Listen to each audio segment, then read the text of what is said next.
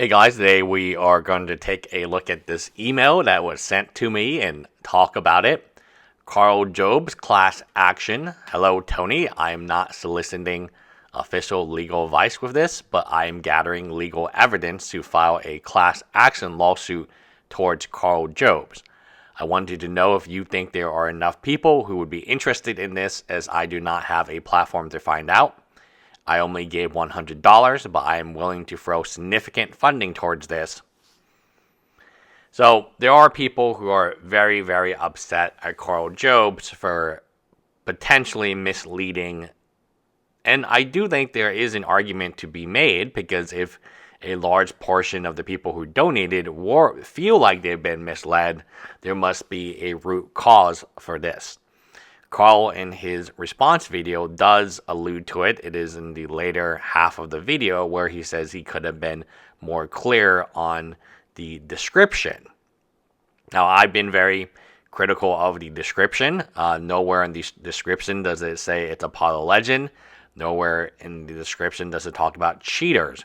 Now, what Karl mentioned was that at the time that he was asking for these donations, he had been sent a legal notice, not a lawsuit, but a legal notice indicating that there was the ability, Billy Mitchell was threatening to sue him over cheating.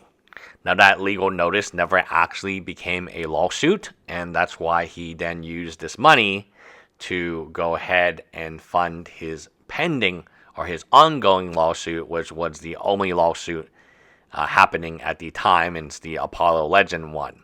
So that's why the majority of, unless you were updated and you understood and you could read between the lines, the majority of the people who donated to Karl's GoFundMe probably had no idea what was going on, because it was and Karl would even say himself he could have done a better job with the description.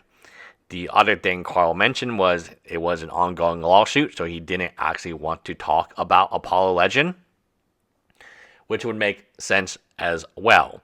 So you talk about the cheating because you're not being sued for cheating. You don't talk about Apollo Legend because you're being sued for Apollo Legend. Now, can people actually sue? Can somebody who donated money to GoFundMe actually sue if it turns out later on that they donated under a false pretense? And the answer, I think, is very difficult. I do not think you can win, only because of the terms of service. Now, the terms of service on GoFundMe are very extensive. I'm positive they have very expensive lawyers on their side who are basically trying to make sure that they are bulletproof. So when you donate to GoFundMe, that money's gone. That's a donation. That money is gone, right? Even if you felt like you were misled, it is GoFundMe's call the majority of the time. Now, you could sue GoFundMe, but they have arbitration clauses. They fully realize, and this is true not just for Karl Jobst's GoFundMe, this is true for every GoFundMe, they fully realize that, yes, indeed, there will be people trying to sue us if we had bad actors on our GoFundMe. Not the first time at the rodeo for GoFundMe. Clearly, their entire business model is based on this. So here's acceptance of the terms. They talk about Australia, GoFundMe Australia. Quick note on arbitration. If you're using GoFundMe in the United States, Australia, Canada, you need to know about our arbitration agreement. So you can't even go to court. By using our services, you're agreeing that if there's a disagreement or legal issue between you and GoFundMe, it will be resolved through binding arbitration, not in court.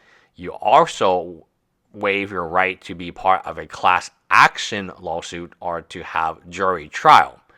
Please make sure to read the dispute resolution and arbitration section of these terms. So again, it says right here, in terms of class action against GoFundMe, you will not be able to sue GoFundMe.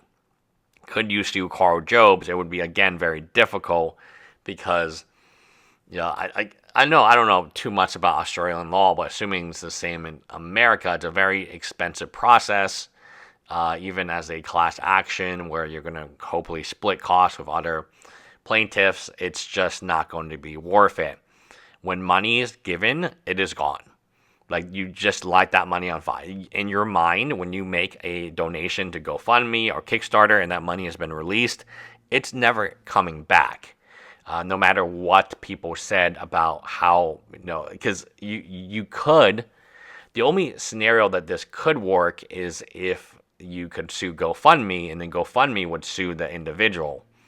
That's the type of relationship that exists. When you donate as a donor, and GoFundMe actually has multiple lines of information basically saying you're screwed, it's just not going to work. I looked for a few cases whether or not someone could sell GoFundMe, and they cannot, because you literally, when you sign up as a user, you literally give up all your rights to sue them in court. And you give up all the rights to do a class action lawsuit, because they understand what it is, right? It's a bunch of people donating very small amounts of money. And obviously, the way that they could sue would be via a class action lawsuit. So, like I said, it's one of these things that even if you're angry at Karl Jobst, there's nothing you can do. The money has been spent. It is gone. And you cannot it's almost like it actually is a charity. Like, for all intents and purposes, you can pretty much assume that it is a charity.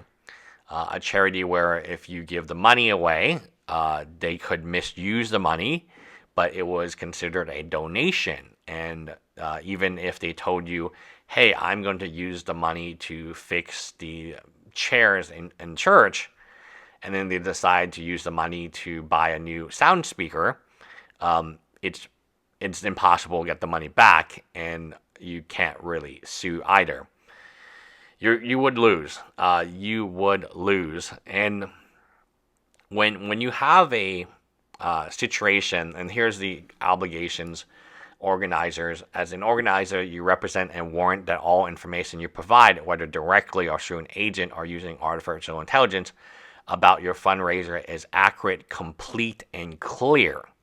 You are responsible for describing your fundraiser, how funds will be used, and ensuring the funds raised are only used for the specific purpose. You may post updates to the fundraiser on the donors. Maintaining accurate information. Again, you have to maintain accurate information. You agree to cooperate. When you organize a fundraiser on GoFundMe, you agree to fully cooperate with any request for evidence that we deem necessary to verify your compliance with the term of services.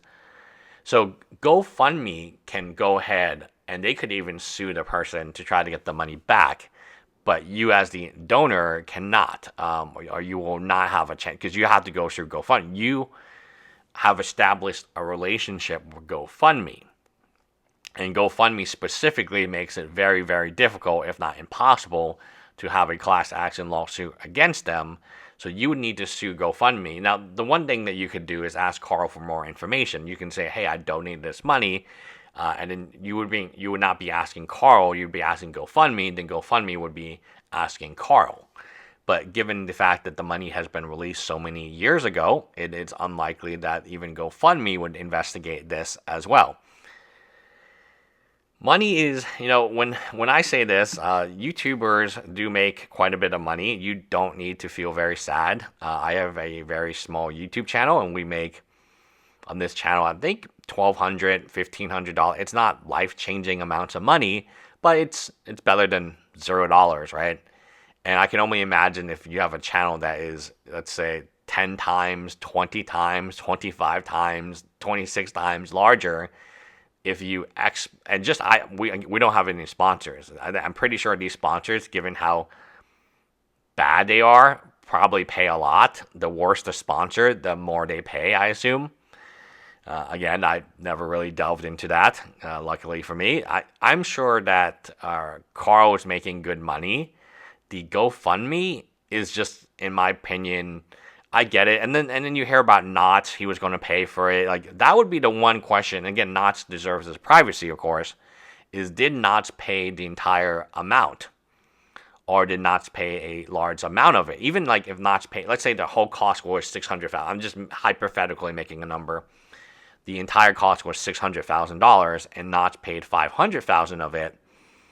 then technically speaking, there was $200,000 and $100,000 went to pay the $600,000 and $100,000 left. The main question I would have to Karl and maybe Knots or somebody who would know is, out of the well over $600,000 of legal fees that Karl is saying, what amount did Knots pay, and does that leave room for Karl to keep the $200,000 for personal use?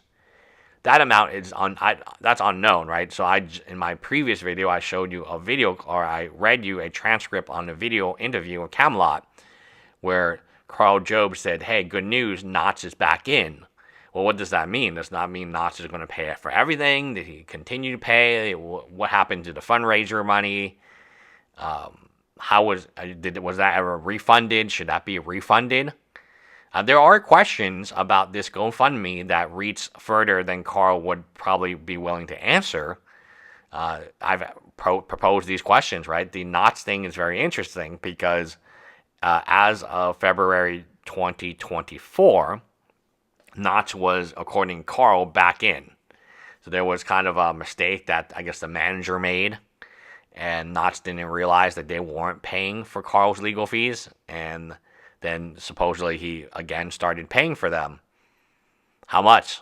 Right? So again, there is a scenario where maybe Knots, let's say the legal fees are $600,000, and maybe Knots pays for the entire legal fees. And what happened to the $200,000? There is another scenario where Knots pays $500,000, right? And what happens to the $100,000? We assume $100,000 went to the legal fees and $100,000 is remaining. Now, there is another scenario where Knots only pays, let's say, $300,000, and then Karl gets the $200,000. But it does, and there's also a scenario that Knots said he was going to pay, but he didn't actually pay the second time around. We know that Knots has paid for sure 3 months of legal fees. That one has been confirmed. We don't know anything additional to that if he paid it. Anyway, let me know what you guys think in the comment section below. I think there does need to be some clarification, especially given the fact that there is an interview with Karl Jobst and on Camelot's podcast suggesting that Knots paid again. So how much? Anyway, let me know what you guys think in the comments below. Bye, guys.